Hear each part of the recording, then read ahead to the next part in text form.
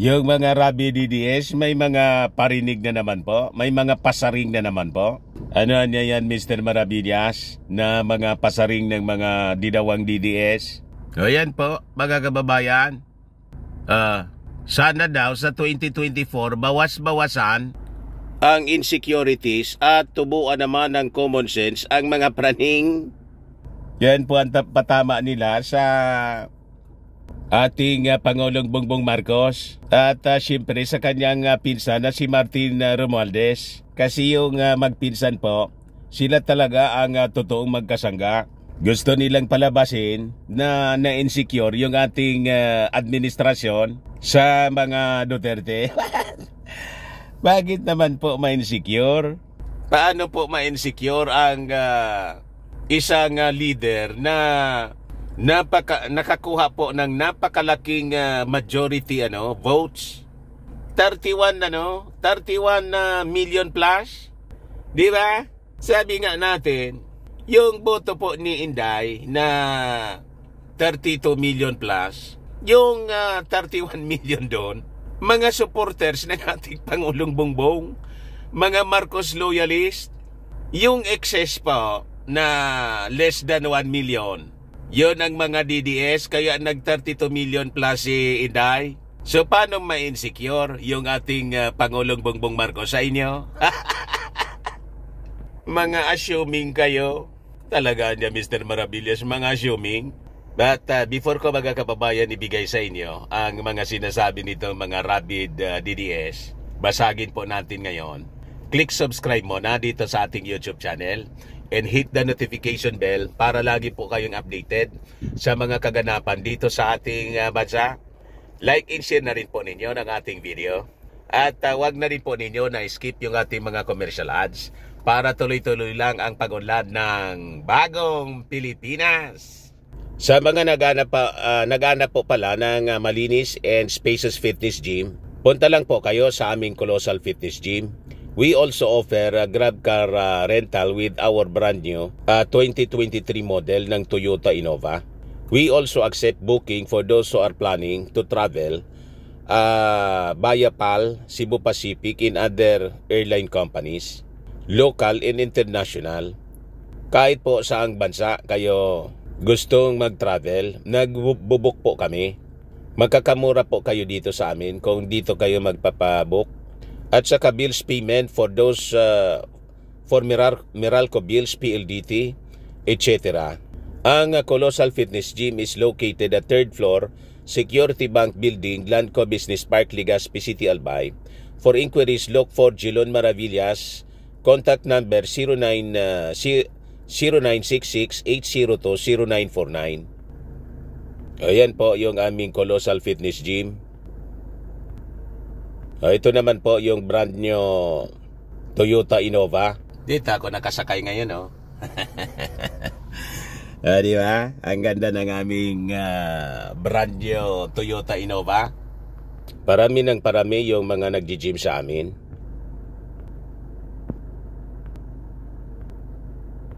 Ayos pa? Ayos na Mr. Maravillas.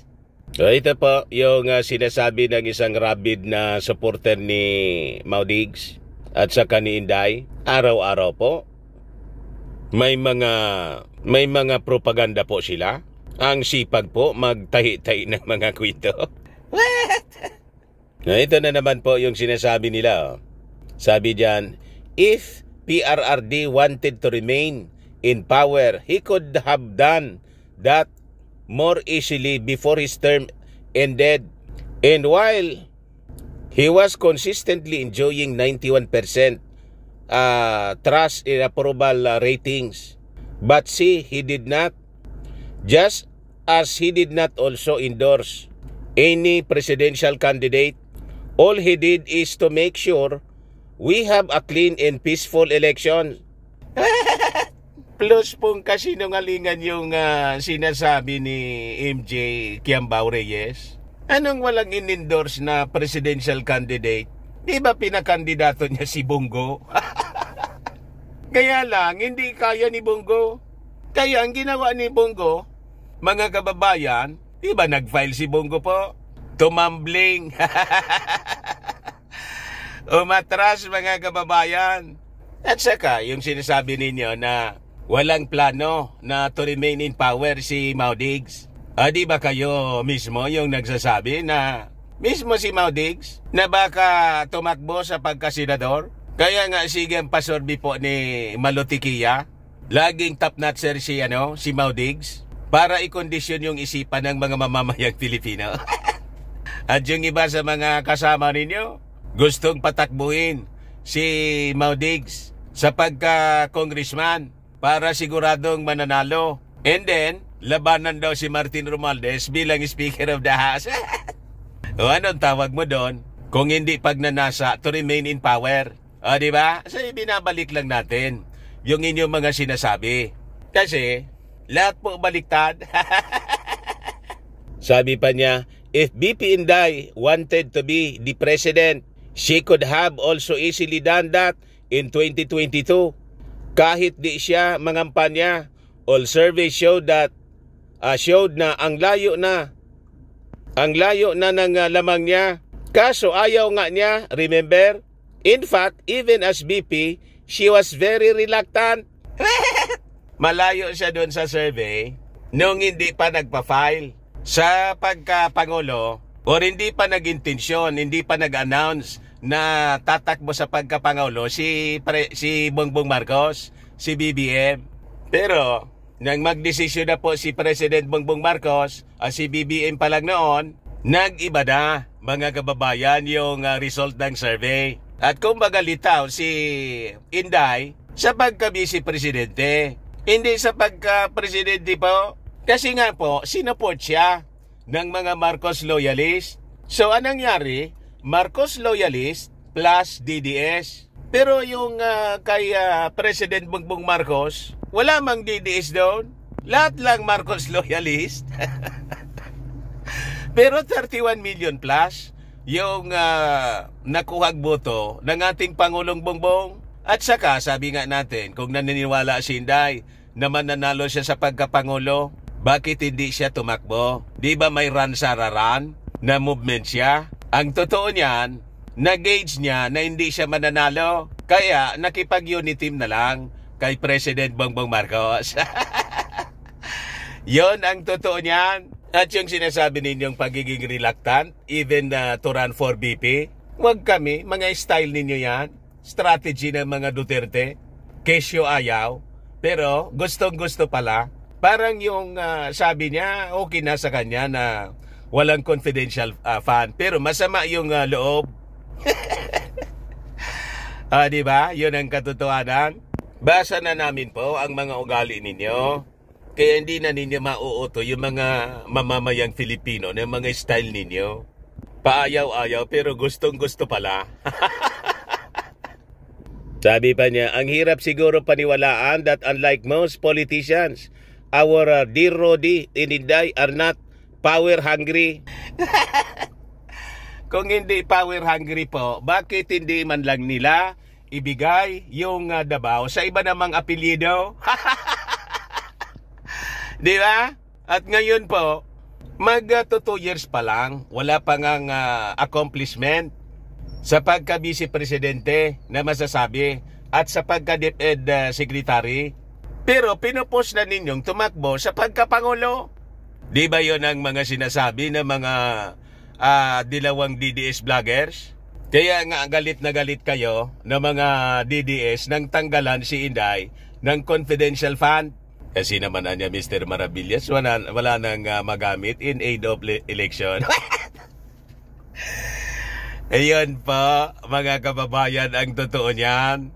In aid of election po, yung confidential fund, inatunugan po ng mga makabayan black.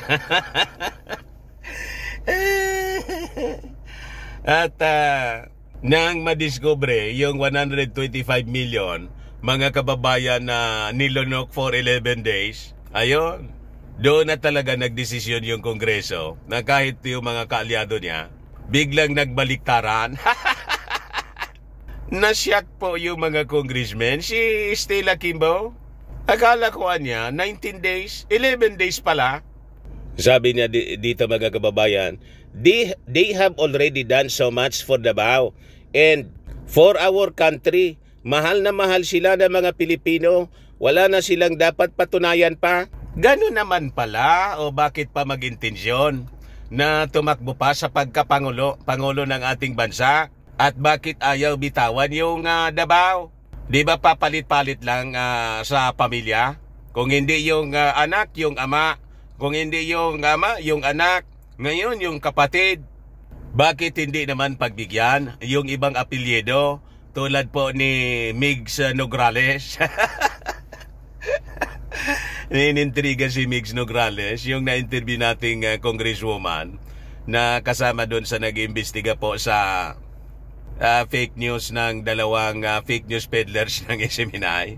Iniintriga na tatakbo for mayor ng Davao. Sabi ni Migs Nograles, walaan niya ako na plano na ganyan. Ibigay naman ninyo sa ibang apelyido kung hindi kayo power hungry. Diba? Marami na pala kayong nagawa. O pagbigyan din yung iba. Kasi hindi naman lang kayo yung marurunong dito sa ating bansa. Siguro naman po may mga magagaling din sa ating mga mamamayang Filipino at mga taga Davao. Sabi niya dito, kaya sana sa halip na matakot kayo sa kanila o matakot sa inyong mga sariling multo, sa halip na ubusin nyo ang lakas at natitirang resources sa kasisira sa mag-ama, gamitin nyo lang ito para ayusin ang bansa at maibangon rin ang pangalan at ligasiya ng mga angkan ninyong kinabibilangan o sinusuportahan. Sino naman po ang natakot sa natakot sa inyo? Kayo lang naman yung naniniwala ng ganon. Walang natatakot sa inyo, kaya nga pinapaimbestigahan kayo dahil sa pananakot ng dating Pangulo. Kung natakot sana si Franz Castro, isang babae, isang teacher, hindi na sana yung nagreklamo na nahimik na lang. Ibaliktad nga, doon sa preliminary hearing, yung matapang na leader, siyang hindi nag-attend doon. Pero si Franz Castro, laging present. O, sino ngayon ang natatakot? At sino yung matapang? Latan niya, Mr. Maravillas, baliktad yung mga sinasabi. Baliktad nga po. At sinisiraan daw yung mag-ama. Wala pong naninira sa kanila. Sabi nga natin, kumbaga may mga kwentong kasiraan ang may gawa niyan. Sila man lang po. Bakit si Inday nasira? Dahil sa sobra niyang pagmamahal sa confidential fund. O sino may gawa ng kanyang kasiraan kung hindi siya? Hindi sana siya nasira kung pinanindigan niya yung kanyang sinabi na I will leave it to the wisdom of Congress. Pero ang ginawa niya, nagpalabas pa siya ng statement na ang kontra sa confidential fund, kontra sa kapayapaan. At ang kontra sa kapayapaan ay kalaban ng bayan. At saka doon sa nangyari kay Hilo Garci, biglang tinawag niya tambalos-los si Martin Romualdez. Sumaklolo pa nga sa kanya si Super Ate.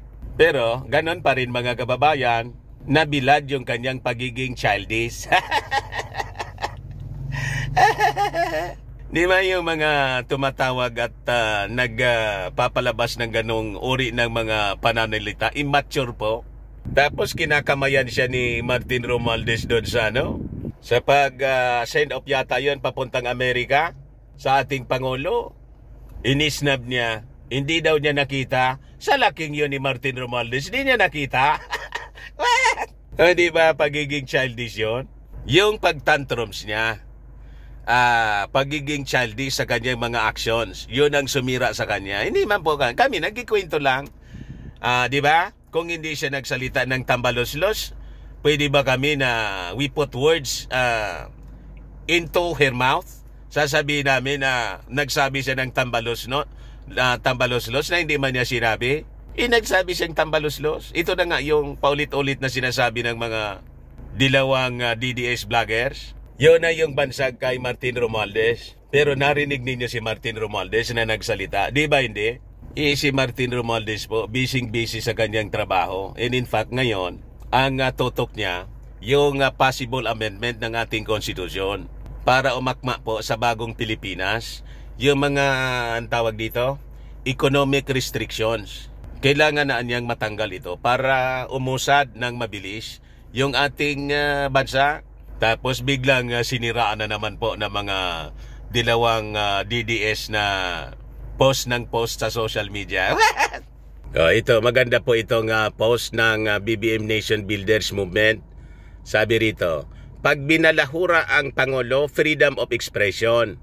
Kapag sumagot ang mga supporters niya, sinisira daw ang unity. Ang gusto lang nila, sila lang yung magsalita ng mga propaganda, paninira, black propaganda laban sa Pangulong Bongbong Marcos at kay Martin Romualdez. Tulad po ni Ka Eric at saka ni Doc Lorraine. Nang imbestigahan dahil po sa fake news, pagsikil na sa freedom of the press, freedom of expression. Talagaan niya ugaling dilawang DDS, Mr. Maravillas. Yung mga dilawan, gano'n ang mga ugali. Gusto na mga dilawan, di ba? Yung panahon ni Cory. Manira lang ng manira. Pag buniltaan sila, galit na galit po. Diktador na yung tawag sa dating Pangulo. But anyway, yun man lang po mga kababayan. Ako po si Dante Maravillas. Bye-bye. God bless.